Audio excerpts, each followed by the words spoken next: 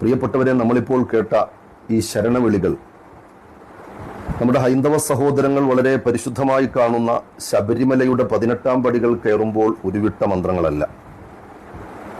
നമ്മുടെ സഹോദരങ്ങൾ ശബരിമല ലക്ഷ്യമാക്കി പുറപ്പെടുന്നത് മുതൽ യാത്രാമധ്യേ ഇടവേളകളിൽ വിശ്രമമില്ലാതെ അവർ പരിശുദ്ധമായി കാണുന്ന ഈ ശരണവിളികൾ വിളിച്ചുകൊണ്ട് ശബരിമലയിലേക്ക് പോകാറുണ്ട്.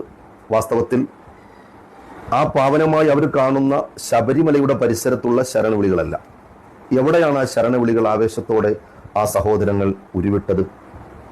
ഗുരുവായൂർ ശ്രീകോകുലം സ്കൂളിൻ്റെ മുറ്റത്താണ്, അതിൻ്റെ ഗേറ്റിൻ്റെ മുൻവശത്താണ്. എന്താണ് വിഷയമെന്ന് നാം അറിഞ്ഞിട്ടുണ്ടാവും. ശബരിമലയിലേക്ക് പോകാൻ വ്രതമെടുത്ത ഒരു വിദ്യാർത്ഥി ആ മതത്തിൻ്റെ ആചാരഭാഗമായ കറുത്ത വസ്ത്രം ധരിക്കുക എന്നാണ്. അവർ പാവനമായി കാണുന്ന, പരിശുദ്ധമായി കാണുന്ന, ആധ്യാത്മികമായ വ്യാഖ്യാനങ്ങളുള്ള ആ വസ്ത്രം ധരിച്ചതിൻ്റെ പേരിൽ ഈ സ്കൂളിൽ നിന്നും 10 ദിവസമായി ആ വിദ്യാർത്ഥിയെ പുറത്താക്കിയിട്ടുണ്ട്. സ്വാഭാവികമായ പ്രതിഷേധങ്ങൾക്കും വിയോജിപ്പുകൾക്കും അവകാശമുള്ള നാടാണ്, രാജ്യമാണ് നമ്മുടെ രാജ്യം. നമ്മൾ അത്തരത്തിൽ അതിനെ നോക്കിക്കാണുകയും ചെയ്യുന്നു, ഉൾക്കൊള്ളുകയും ചെയ്യുന്നു. നമുക്കറിയാം, കുറച്ച് നാളുകൾക്ക് മുമ്പ് ഇതുപോലൊരു വിഷയം, മതചിഹ്നവുമായി ബന്ധപ്പെട്ട വിഷയം, വ്യക്തിപരമായ വിഷയം, നമ്മുടെ ഒരു സഹോദരി, ഒരു വിദ്യാർത്ഥി പള്ളുരുത്തി സെന്റ് റീത്ത സ്കൂളിൽ ഹിജാബ് ധരിച്ചതിൻ്റെ പേരിലുണ്ടായ അനാവശ്യമായിട്ടുള്ള വിവാദം, അത് ആസൂത്രിതമായിരുന്നോ, അതിൻ്റെ നേട്ടങ്ങളും കോട്ടങ്ങളും ആർക്കാണ് ഉണ്ടായിട്ടുള്ളത് എന്ന് മറ്റൊരു വിഷയം. ഞാൻ പറയുന്നത്, മുൻകാലങ്ങളിൽ ഇത്തരത്തിലുള്ള വിവാദങ്ങൾക്ക് നമ്മുടെ നാട് വഴികൊടുക്കാറില്ലായിരുന്നു. അങ്ങനെയുള്ള വിവാദങ്ങൾ കേട്ട് നമ്മുടെ മനസ്സ് നൊമ്പരപ്പെടാറില്ലായിരുന്നു. നമ്മുടെ നാട് മതേതര രാജ്യം എന്ന് പറയുന്നത് പോലെ ഇന്ത്യയുടെ വിവിധ സംസ്ഥാനങ്ങളിൽ പറയാത്തൊരു വാക്കുണ്ട്, മതേതര കേരളം. മതേതര കേരളം എന്ന് മറ്റു സംസ്ഥാനങ്ങളിൽ അവരുടെ നാടിനെ ചേർത്ത് പറയാറുണ്ടോ എന്നത് നാം ആലോചിക്കേണ്ടിയിരിക്കുന്നു. മതേതര കേരളം, എത്ര മനോഹരമാണ് ആ വാക്ക്. നമ്മൾ വലിയ വിശാല മനസ്സുള്ളവരാണ്, കാഴ്ചപ്പാടുള്ളവരാണ്. ഒരിക്കലും വർഗീയ വിഷലിപ്തമായിട്ടുള്ള ഒരു ചെറിയ പരാമർശങ്ങൾ പോലും നാം നടത്തുന്നതിനെ അസാരസ്യപ്പെടുന്നവരും അതിനെ അനിഷ്ടത്തോടെ നോക്കുന്നവരുമാണ്. ഒരിക്കലും നമ്മുടെ നാട്ടിൽ, കേരളത്തിൽ അതിന് സ്ഥാനമില്ലാത്ത ഒരിടമായിരുന്നു. പക്ഷെ അടുത്ത കാലത്തായി ആരൊക്കെയോ ഇത് ആളിക്കത്തിക്കാൻ ശ്രമിക്കുന്നു എന്ന് പറയാതിരിക്കാൻ നിർവാഹമില്ല. നമ്മുടെ നാടിൻ്റെ മഹത്വവും തനിമയും നമ്മുടെ നാടിൻ്റെ പാരമ്പര്യവും പരിശുദ്ധിയും ഒക്കെ നാം കാത്തു സൂക്ഷിക്കുന്നതിനോടൊപ്പം നാം ഈ 2 വിഷയങ്ങളും ഒന്ന് ചിന്തിച്ചു നോക്കുമ്പോൾ, മുൻകാലങ്ങളിൽ നമ്മുടെ നാട്ടിൽ തൊപ്പിയിട്ട് സ്കൂളിൽ പോയിരുന്നു. ഞാനൊക്കെ സ്കൂളിൽ പഠിച്ചിരുന്ന സമയത്ത് തൊപ്പിയിട്ട് സ്കൂളിൽ പോയിട്ടുണ്ടായിരുന്നു.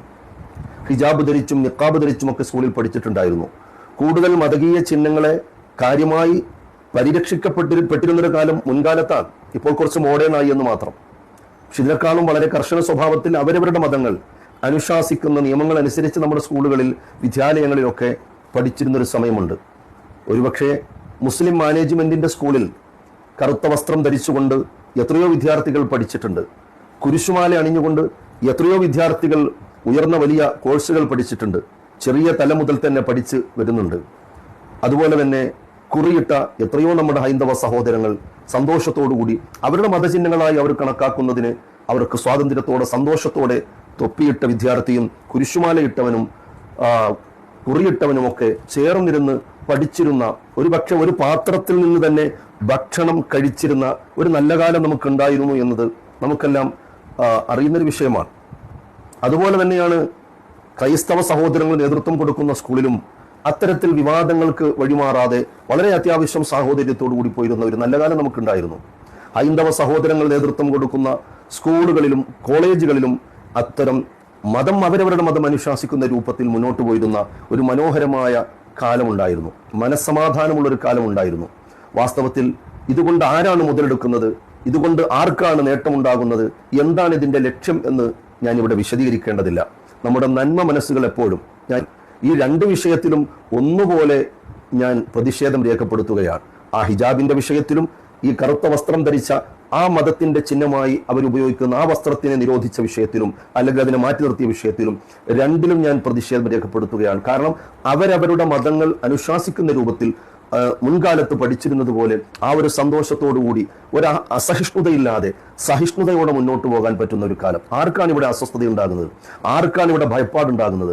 ആർക്കാണ് ഇത് കാണുമ്പോൾ അലോസരം ഉണ്ടാകുന്നത്? വാസ്തവത്തിൽ അങ്ങനെ തോന്നുന്നവരുടെ ഹൃദയത്തിൽ എന്തോ കാര്യമായ കറുത്ത പാടുകളുണ്ട് എന്ന് ആ പഴയ മനോഹരമായ കാലത്തെ കൂടുതൽ വിളക്കി ചേർക്കാനും സന്തോഷത്തോടെ കൈകോർക്കാനും നമുക്കെല്ലാം സാധിക്കട്ടെ എന്ന് ആശംസിക്കുന്നു, പ്രാർത്ഥിക്കുന്നു.